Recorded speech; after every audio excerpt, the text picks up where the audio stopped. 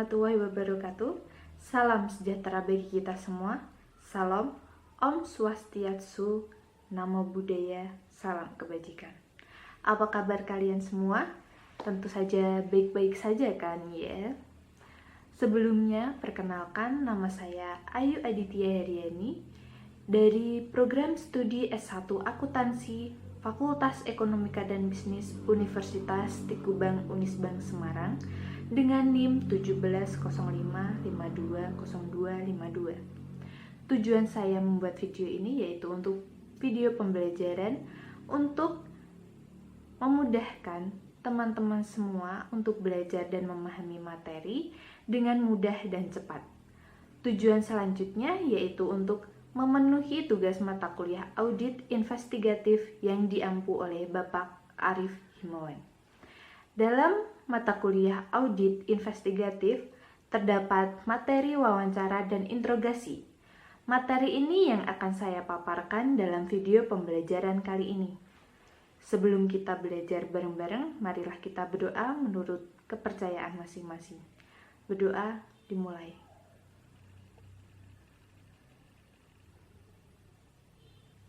Berdoa selesai.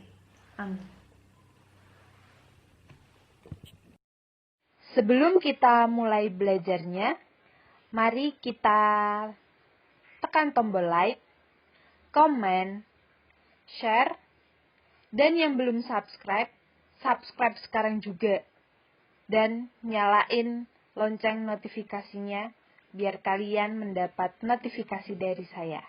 Ayo pencet sekarang, ayo aku tunggu. Terima kasih. Materi yang akan saya paparkan antara lain yang pertama yaitu ada definisi wawancara, yang kedua ada definisi interogasi, yang ketiga ada teknik dasar wawancara, yang keempat ada perbedaan wawancara dengan interogasi, yang kelima ada manfaat melakukan wawancara sebelum interogasi, yang keenam ada 3 tingkat atau saluran yang digunakan untuk wawancara, dan yang terakhir ada tahapan wawancara. Langsung saja ke materi yang pertama yaitu ada definisi wawancara. Wawancara merupakan suatu yang sering dilakukan oleh auditor dalam menjalankan tugas audit dan merupakan salah satu teknik dalam mengumpulkan keterangan, memahami objek pemeriksaan, menguji keterangan yang telah didapatkan sebelumnya, melengkapi keterangan yang lain, dan tujuan-tujuan lainnya dari wawancara tersebut. Secara umum, setiap auditor harus menguasai teknik wawancara.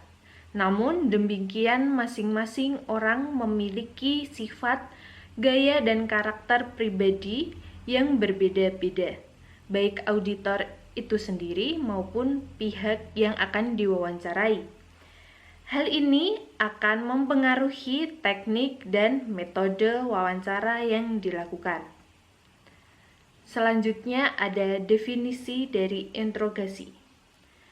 Interogasi adalah suatu upaya yang dilakukan oleh pihak tertentu untuk meminta keterangan kepada seseorang menyangkut kesaksian orang tersebut terhadap pihak lain dan atau dirinya sendiri mengenai atau aktivitas yang melibatkan pihak lain tersebut dan atau dirinya sendiri. Orang yang melakukan interogasi disebut dengan investigator. Sebelum melakukan interogasi, investigator sudah harus mempengaruhi atau mengetahui secara mendalam semua investigative information yang relevan tentang suatu kejadian tersebut, termasuk informasi dari saksi-saksi, informasi mengenai bagian kejahatan tersangkanya terungkap, informasi latar belakang mengenai tersangka yang akan diinterogasi. Yang selanjutnya ada teknik dasar wawancara. Teknik dasar wawancara ini dibagi menjadi 3 kategori, yaitu kematangan pribadi, gaya dan karakter, dan koordinasi dan kerjasama. Yang pertama yaitu kematangan pribadi, terdiri dari sikap mental. Sikap mental kita itu berpengaruh dalam wawancara. Dan yang kedua, kemampuan pengetahuan yang dimilikinya. Kemampuan yang dimiliki oleh auditor itu sangat tergantung dalam melakukan wawancara. Dan yang ketiga ada penampilan fisik dan sebagainya.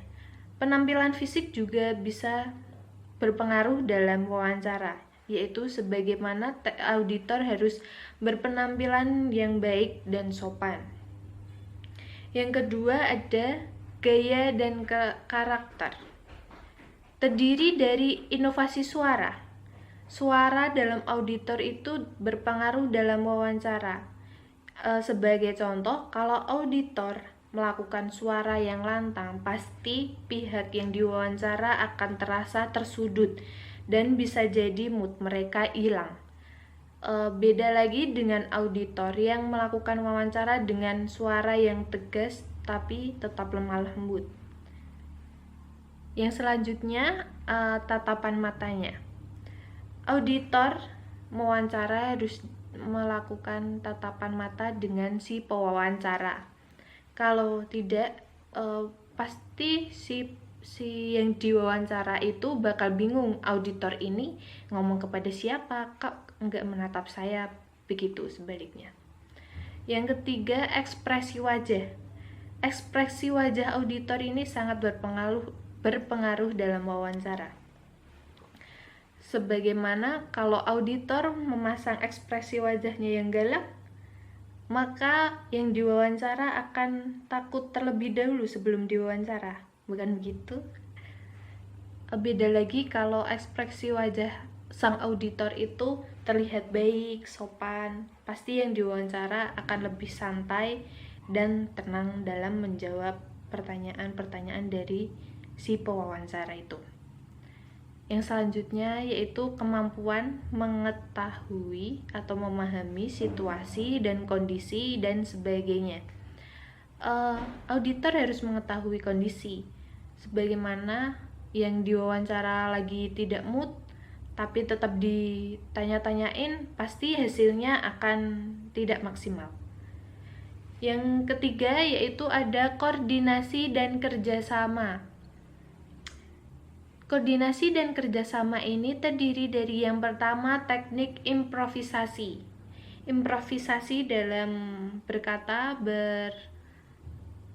sebagaimana auditor menanyai yang diwawancaranya, yaitu tidak harus lempeng, bisa saja diimprov atau bagaimana atau basa-basi sedikit gitu lah.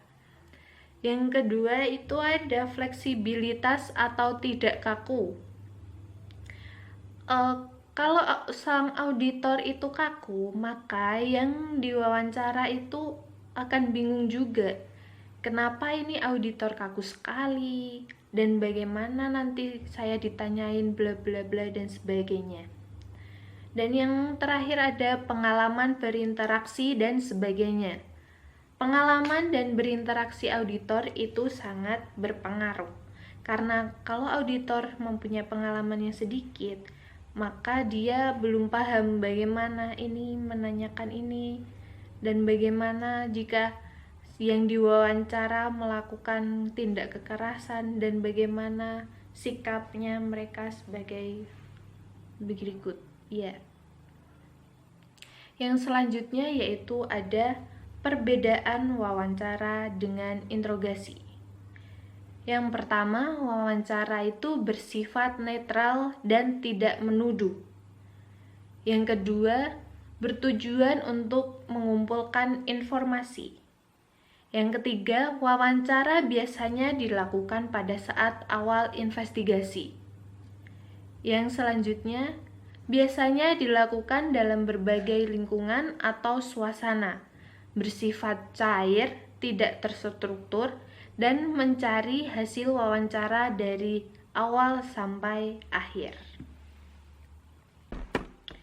Yang selanjutnya, interogasi. Interogasi bersifat menuduh. Tujuan mengetahui yang sebenarnya. apa sebenarnya yang terjadi, siapa yang melakukan, dan berapa jumlah nilai fraud. Yang ketiga, investigasi dilakukan karena investigator percaya adanya kebohongan saat wawancara. Yang keempat, lingkungan terkontrol dan terkendali. Dan yang kelima, tidak boleh membuat catatan hingga tertuduh menceritakan yang sebenarnya.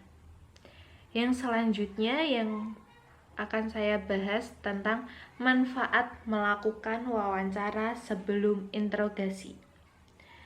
Manfaat melakukan wawancara sebelum interogasi yaitu sifat menuduh, adanya keuntungan psikologis bagi investigator. Yang ketiga, tidak ada jaminan tertuduh atau mengaku. Yang keempat, mengorek keterangan yang penting. Materi yang selanjutnya yaitu ada 3 tingkatan atau saluran yang digunakan untuk wawancara. Dalam wawancara terdapat 3 tingkatan atau saluran yang dilakukan untuk komunikasi, yaitu yang pertama, verbal channel adalah ucapan atau perkataan yang keluar dari mulut orang yang diwawancarai. Pilihan kata dan susunan kata yang dipergunakan untuk mengirimkan pesan. Dalam metode ini dinyatakan bahwa orang yang berbohong akan cemas karena takut kebohongannya terungkap, atau verbal behavior. Yang kedua ada paralinguistic channel adalah ciri-ciri percakapan di luar apa yang diucapkan oleh orang yang diwawancarai. Maksudnya dalam wawancara yang makna sesungguhnya. Maksudnya adalah ucapan yang makna sesungguhnya berbeda dari apa yang keluar dari mulutnya. Yang ketiga, non-verbal channel. Non-verbal channel adalah merupakan sikap tubuh, gerak tangan, dan mimik wajah orang yang diwawancarai. Jadi setiap wawancara selalu diperkuat dan dimodifikasi dengan gerak tubuh atau bahasa tubuh. Ketiga, saluran atau metode tersebut biasanya semuanya digunakan untuk mengetahui adanya kebohongan. Untuk keberhasilan dalam wawancara, persiapan yang harus dilakukan oleh auditor investigatif adalah ini untuk materi yang selanjutnya, yaitu persiapan sebelum melakukan wawancara. Yaitu yang pertama, auditor investigatif harus mempelajari kasus atau berkas permasalahan dan dokumen untuk memastikan adanya informasi penting yang belum diperoleh. Yang kedua, menetapkan tujuan informasi yang akan digali dalam wawancara. Yang ketiga, mempelajari informasi apa yang dapat diperoleh dari calon responden yang akan diwawancarai. Yang keempat, mempersiapkan catatan yang berisi dari poin-poin yang akan ditanyakan agar informasi yang diteliti tidak terlewatkan. Yang kelima, mempersiapkan tempat untuk wawancara tersebut. Pihak-pihak yang diwawancarai dalam audit investigatif adalah saksi pihak ketiga yang netral. Yang kedua, saksi yang dapat membenarkan. Yang ketiga, pihak yang diduga ikut terlibat. Yang keempat, pihak yang diduga melakukan penyimpangan. Yang selanjutnya itu untuk memperoleh hasil wawancara yang memadai, maka wawancara seharusnya dilakukan oleh auditor investigatif yang mempunyai karakteristik sebagai berikut. Yang pertama, orang yang mudah bergaul, berkat dalam berinteraksi, ingin membuat orang ini ingin berbagi informasi. Yang ketiga, pewawancara tidak akan menginterupsi atau responden dengan pertanyaan yang tidak penting. Yang keempat, dapat menyusun pertanyaan yang spesifik yang bisa membuat responden secara sukarela memberikan informasi. Yang kelima, menunjukkan keseriusan dan perhatian atas jawaban yang diberikan responden. Yang keenam, cara mengajukan pertanyaan tidak dapat sikap yang menyalahkan. Yang terakhir yaitu pewawancara harus tepat waktu dalam melakukan wawancara, berpenampilan rapi, dan bersikap fair dalam berinteraksi dengan responden. Yang selanjutnya itu ada tahapan wawancara yang akan saya jelaskan, yaitu dalam wawancara harus mempunyai tahapan yang benar, yaitu mempersiapkan apa yang sudah dipersiapkan, mengecek kembali hal yang dilakukan dalam wawancara, yaitu hal-hal yang dilakukan dalam wawancara dapat dikelompokkan menjadi 4 bagian.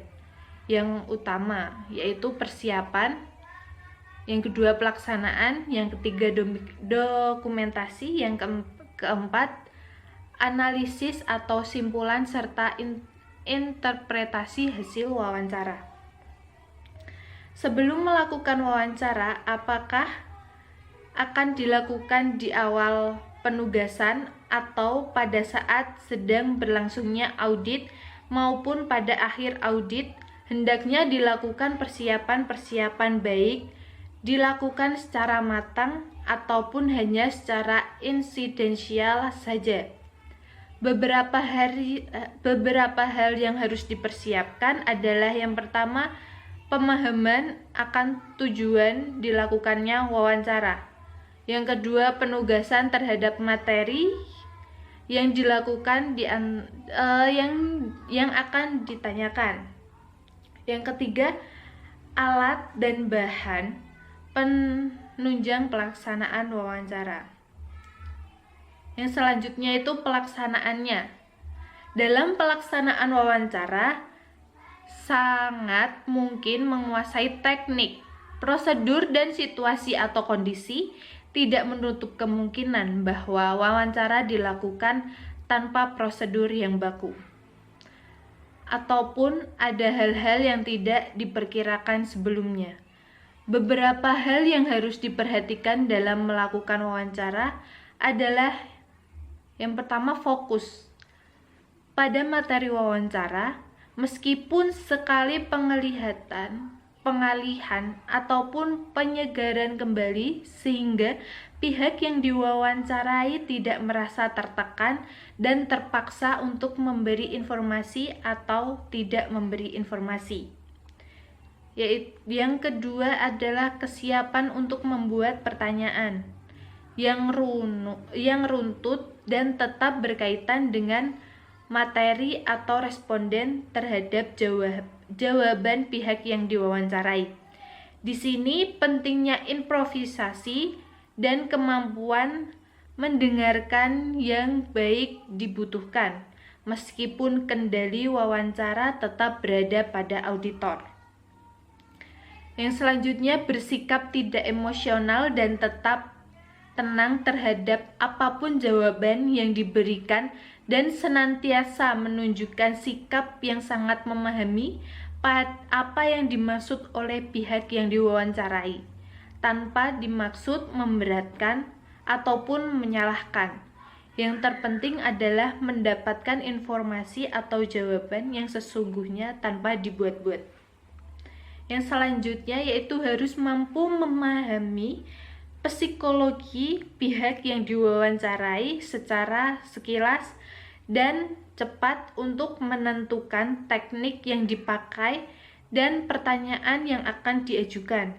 Di samping itu, senantiasa mengantisipasi kejadian ataupun sikap dan perilaku yang tidak diduga sebelumnya dan maupun mengambil keputusan yang cepat terkait dengan kelanjutan wawancara. Yang ketiga yaitu dalam tahapan wawancara ada dokumentasi. Pendokumentasian hasil wawancara merupakan kunci utama dan merupakan suatu yang sangat berharga untuk mengungkapkan informasi yang didapatkan. Demikian halnya analisis terhadap kemungkinan-kemungkinan digunakan dokumen atau bukti wawancara tersebut sebagai bahan pembuktian atau permasalahan yang akan diungkapkan. Beberapa hal yang senantiasa diperhatikan dalam pendokumentasian antara lain yaitu bukti wawancara harus asli dan tidak direkayasa ataupun dimanipulasi. Bila perlu pencatatan, tanda tangan dari pemberi informasi harus diverifikasi sesuai dengan kartu identitasnya. Bila menggunakan media elektronik berupa rekaman suara atau gambar, dapat mungkin mencantumkan tanggal wawancara dan untuk pengambilan gambar lokasi sekitar wawancara dimuat dan tidak hanya wajah dari pemberi informasi. Fisik dari dokumentasi hasil wawancara harus disimpan di tempat yang aman untuk menghindari kehilangan atau berubahnya wujud dari bukti dokumentasi tersebut. Yang terakhir dari tahapan melakukan wawancara yaitu analisis atau simpulan dan interpretasi hasil wawancaranya. Dalam menganalisis atau menarik kesimpulan ataupun menginterpretasikan hasil wawancara, harus teliti, objektif, lengkap, dan akurat sehingga dapat digunakan sebagai bahan informasi atau pembuktian terhadap masalah yang dinyatakan. Begitu. Dan selanjutnya saya akan memberikan tips untuk wawancara. Yang pertama itu menguasai semua fakta. Yang kedua, dimulai dari yang diduga paling kecil. Jadi pelaku itu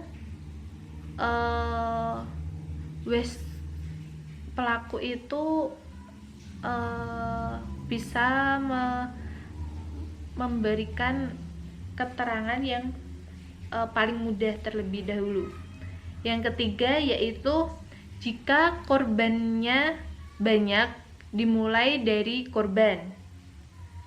Yang keempat, jangan abaikan bukti petunjuk. Yang kelima, jika orang pertama yang mewawancara kasar, maka orang kedua harus minta maaf pada yang diwawancara karena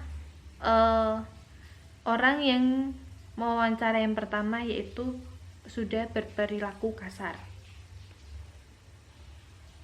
Yang keenam, pertimbangan ketelitian fisik dan psikologis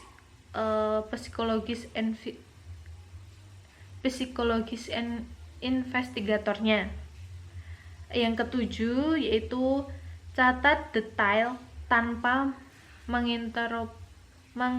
menginterupsinya, yaitu ya catat yang jelas dan detail.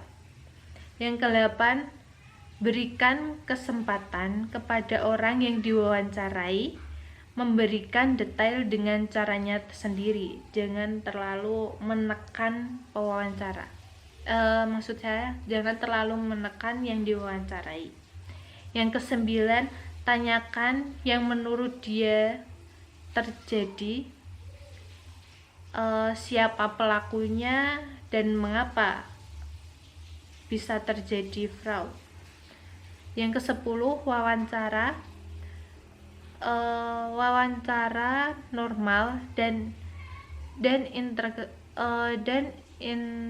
interogasi, wawancara dan interogasi dalam senantiasa yang menjamin privasi, yaitu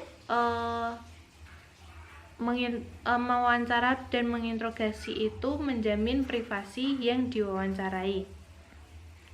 Yang ke-11 yaitu lembaga mempunyai kebijakan mengenai tempat wawancara, yaitu tempat wawancara bisa kita sediakan, disediakan oleh lembaga atau disediakan oleh pewawancara.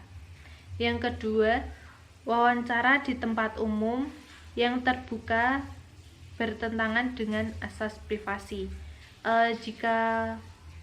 Kalau itu sih menurut saya bisa sih, menurut yang diwawancarai pengen yang terbuka atau ya pengen yang privasi begitu.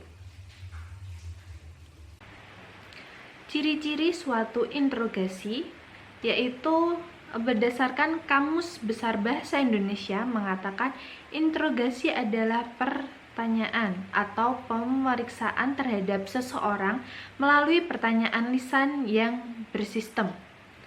Tuan Nakota pada 2007 menyatakan interogasi bersifat menuduh. An interrogation is accusatory. Seseorang yang bersalah tidak akan memberi keterangan yang bertentangan dengan kepentingan kepribadiannya secara sukarela, kecuali apabila ia yakin bahwa investigator juga mempunyai keyakinan tentang kesalahannya. Karena itu, pertanyaan yang bersifat menuduh seperti misalnya, Anang, saya tidak punya keraguan sedikit pun bahwa Anda yang merencanakan tindak pidana korupsi ini. Kalau begitu, sangat diperlukan untuk memperlihatkan keyakinan investigator. Bandingkan jika pertanyaannya berbunyi, Anang, saya pikir Anda mungkin tidak terlibat dalam tindak pidana korupsi ini. Dengan pertanyaan terakhir ini yang dinegosiasi dengan cepat membaca bahwa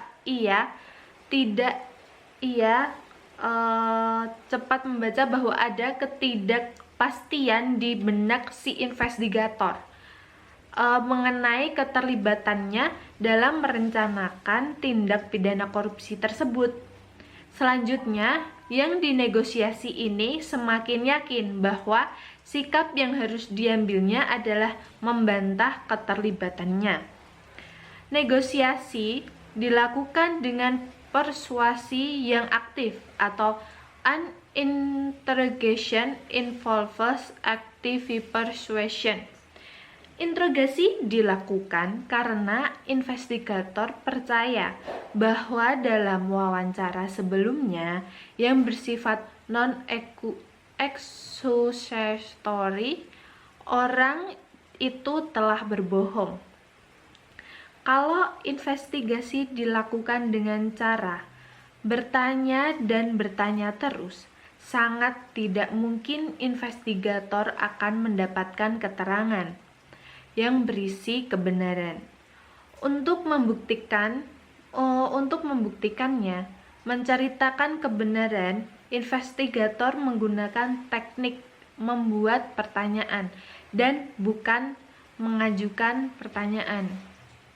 Teknik ini akan mendominasi seluruh investigasi. Sebelum seseorang mengaku bersalah, pertama, ia harus bersedia mendengar pertanyaan-pertanyaan yang dibuat investigator. Tujuan investigasi adalah mengakui yang sebenarnya. Artinya apa? Yang sebenarnya terjadi itu siapa sebenarnya yang melakukannya, berapa jumlah atau nilai fraud sebenarnya, dan seterusnya. The purpose of an investigation is to learn the truth. Ada persepsi bahwa tujuan investigasi Maksud saya tujuan interogasi adalah mendapatkan pengakuan bersalah atau confession. Ini keliru. Contoh, seseorang sedang sial. Ia dikira berbohong dalam wawancara sebelumnya. Karena itu, selanjutnya ia diinterogasi. Setelah diinterogasi, baru ketahuan ia tidak bersalah. Dalam hal ini, investigator seolah-olah gagal mendapatkan pengakuan bahwa orang itu bersalah. Namun, ia sebenarnya berhasil. Interogasinya mengungkapkan kebenaran bahwa orang yang dicurigainya ternyata tidak bersalah. Interogasi juga sering berakhir dengan pengakuan bersalah oleh pengaku. Pada contoh ini, keberhasilan interogasi bukan diwujudkan dalam pengakuan bersalah, melainkan dalam pengakuan siapa yang sebenarnya bersalah. Interogasi dilakukan dalam lingkungan yang terkontrol atau terkendali, yaitu controlled environment, bukan sembarang tempat. Taktik persuasi yang digunakan memerlukan lingkungan yang ada privasinya, tidak terganggu orang yang lalu lalang, dan bebas dari halangan lain seperti suara bising tempat umum. Interogasi hanya dilakukan sesudah investigator mempunyai keyakinan yang memadai mengenai salahnya seseorang. An interrogation is conducted only when the investigator is reasonably certain of the subscribed goal. Investigator harus mempunyai alasan untuk percaya bahwa seseorang telah berbohong. Alasan ini merupakan mungkin berupa perilaku selama wawancara. Keterangan yang berubah-ubah sebagai tanggapan atas pertanyaan yang sama, adanya petunjuk bahwa ia berbohong, dan lain-lain. Interogasi tidak boleh digunakan sebagai alat atau cara utama untuk menilai jujur tidaknya seseorang. Penilaian ini seharusnya dapat dicapai dalam wawancara yang bersifat tidak menuduh. Investigator tidak boleh membuat catatan sampai sesudah tertuduh menceritakan yang sebenarnya dan berketetapan hati atau komitmen untuk tidak bersingut dari posisi itu.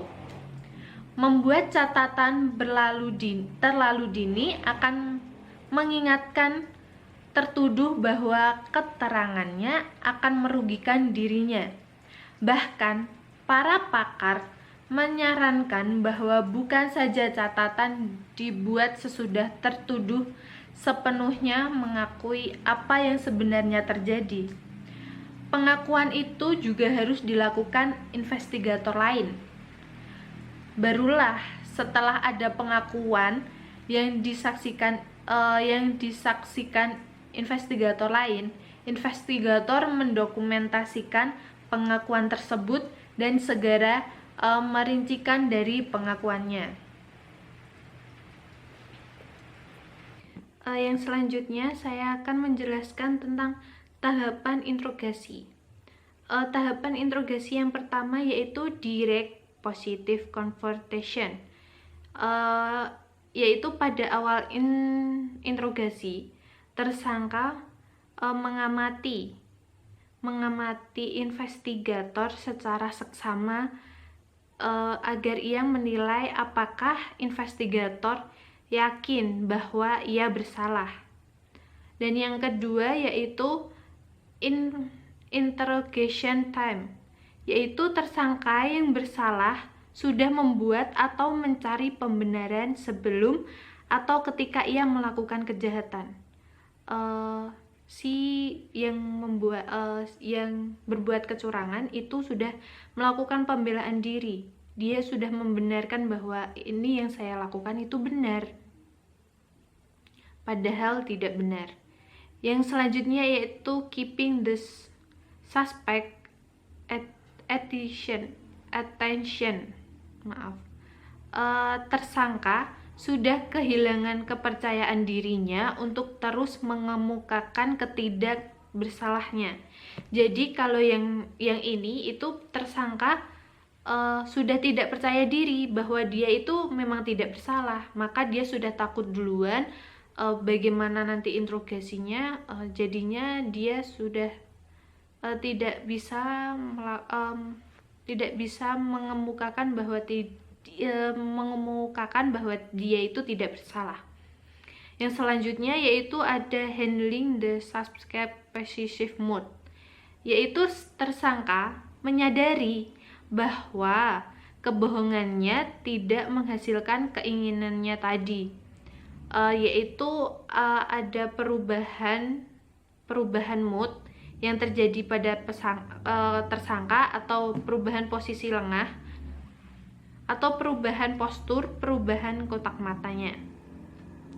Yang selanjutnya presenting the alternative question, yaitu merupakan puncak dari pengembangan tema interogasi.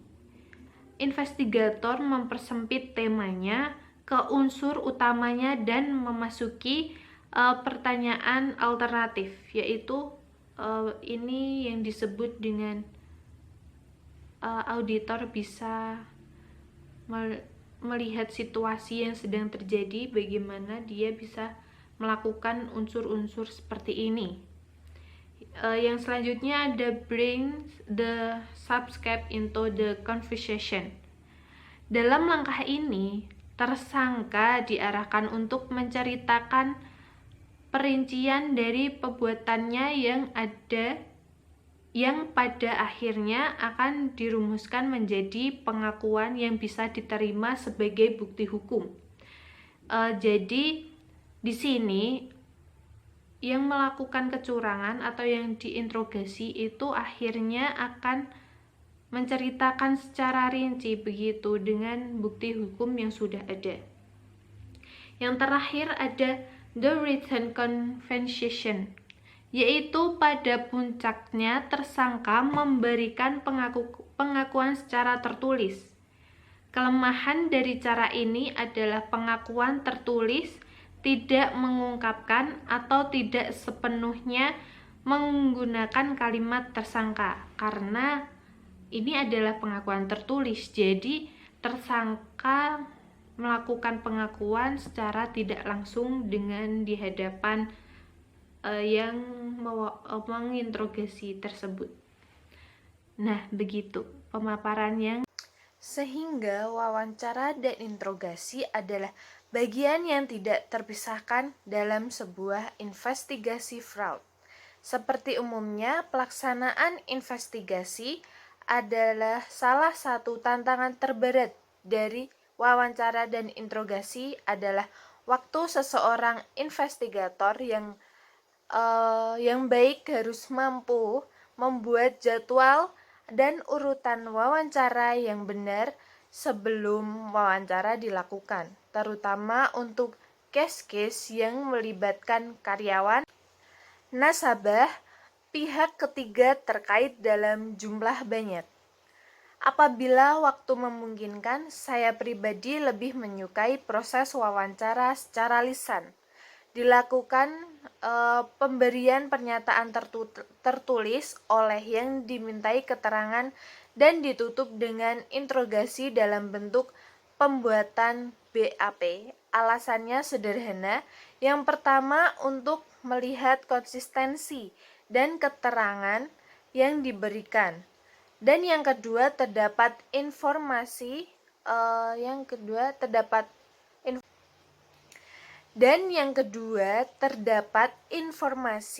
yang kadang tidak tersampaikan pada setiap sesi tersebut, sehingga informasi yang diberikan bisa saling melengkapi satu sama lain.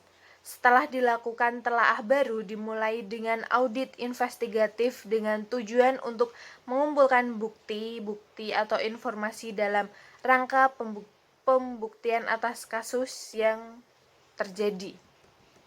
Informasi harus sebanyak-banyaknya dikumpulkan, karena informasi merupakan nafas dan darahnya audit investigatif. Informasi tersebut diperoleh melalui pengumpulan bukti-bukti seperti pemeriksaan fisik, dokumen, konfirmasi, prosedur analisis, perhitungan ulang, observasi maupun tanya jawab. Semua bukti-bukti tersebut biasanya dikumpulkan terlebih dahulu sebelum dilakukan wawancara. Karena kalau bukti-bukti tersebut belum lengkap, auditor investigatif belum mempunyai bekal mengenai fakta atau informasi yang banyak mengenai permasalahan atau kasus tersebut, sehingga sulit untuk dilakukannya dengan wawancara. Setelah auditor investigatif mengetahui banyak fakta dan informasi melalui bukti-bukti yang telah diperoleh, maka tahap berikutnya adalah wawancara dalam rangka meyakinkan bukti-bukti yang telah diperoleh betul-betul bukti audit yang kompeten dan bisa digunakan sebagai dasar penyusunan laporan hasil audit investigasi atau LHAI. Untuk memperdalam hasil wawancara biasanya dilakukan dengan interogasi.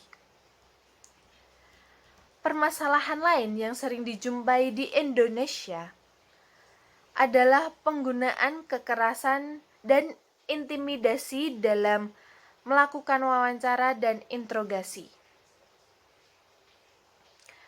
Penyidik menggunakan taktik ini untuk memaksa pengakuan dari pelaku. Hal ini keliru. Padahal penelitian di Amerika Serikat menunjukkan bahwa pengakuan terdakwa dapat diperoleh tanpa kekerasan. Ketika menyaksikan banyaknya pengakuan tersangka dalam berita acara memeriksa yang kemudian dibantahnya dalam persidangan pengadilan. Pengakuan tersangka hanyalah salah satu alat bukti, itu pun harus ada penyesuaian dengan unsur pembuktian yang ada pada alat bukti lain. Penggunaan kekerasan masih terjadi umumnya dalam kejahatan dengan kekerasan dan kasus pemerkosaan, karena penyidik mempunyai pengalaman bahwa pengakuan terdakwa membawa sukses dalam penuntutan dan tahap-tahap selanjutnya. Penggunaan kekerasan untuk memaksa terdakwa mengakui kesalahannya terkadang terungkap. Kasus terkenal semacam ini di Indonesia adalah kasus Sengkon dan Karta. Peristiwa serupa dengan pemberitahuan luas di media massa terjadi lagi baru-baru ini dalam kasus terduga teroris Sinyono yang tewas diduga karena disebabkan penyiksaan yang dilakukan oleh anggota Densus 88. Sementara itu, pengguna kekerasan fisik dalam penyelidikan kasus kejahatan kerah putih atau white collar crime and kasus-kasus tindak pidana korupsi di Indonesia tidak terdengar. Perilaku menyimpang dan penyidik dalam kasus kejahatan kerah putih lazimnya berupa pemerasan. Pemeriksaan fraud atau investigator harus mengerti sepenuhnya wewenang atau mandat. Sementara itu, investigator di lembaga lain boleh melakukan keduanya. Ini merupakan alasan lain investigator perlu memahami perbedaan makna wawancara dan interogasi.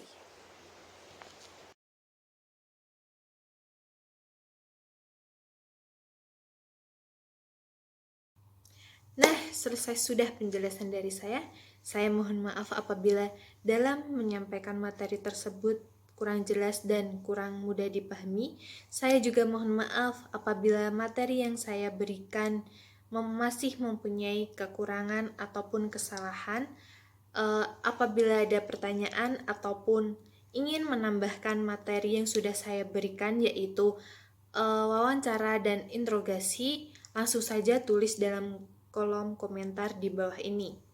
Terima kasih sudah menyimak dan belajar bersama saya. Dalam kondisi COVID seperti ini, tentu saja kita mengalami perubahan gaya hidup yang signifikan, terutama pada bidang kesehatan dan ekonomi. Tenang saja, kalian tidak usah berkecil hati dan tetap semangat dalam menjalani hidup. Jangan lupa jaga kesehatan, jaga kebersihan, dan kurangi untuk berkerumun. Kesempatan untuk meraih kebahagiaan akan semakin besar jika kita selalu bersyukur atas apa yang kita miliki. Kita harus bisa melihat kembali apa yang selama ini kita abaikan dan mulailah menghargainya. Karena hidup perlu saling menghargai. Terima kasih sudah bergabung bersama saya di sini. Selamat sampai jumpa di video selanjutnya. Jangan lupa comment, like, and subscribe. See you.